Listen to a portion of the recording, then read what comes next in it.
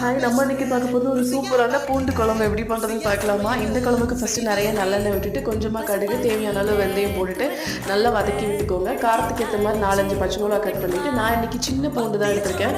இதுதான் குழம்புக்கு ரொம்ப நல்லாயிருக்கும். ஸோ பச்சை வாசனை போகிற அளவுக்கு அந்த நல்லெண்ணெயில் நல்லா வதக்கி விட்டுக்கோங்க. இல்லாட்டி குழம்புல அந்த பூண்டு ஸ்மெல் அப்படியே இருக்கும். அதுக்கப்புறமேல் நான் ஒரு 1/2 கப் வந்து சின்ன வெங்காயம் எடுத்திருக்கேன். அதையும் சேர்த்து நல்லா வதக்கிக்கோங்க.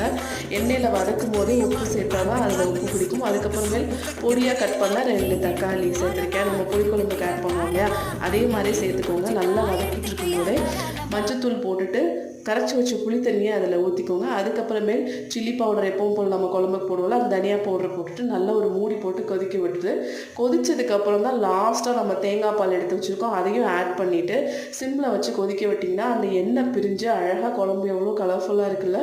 ஸோ பூண்டு குழம்பு சூப்பராக ரெடி ஆச்சு. என்னோட வீடியோ பிடிச்சா லைக் பண்ணுங்கள், ஷேர் பண்ணுங்கள், சப்ஸ்கிரைப் பண்ணுங்கள், ட்ரை பண்ணி பாருங்கள்.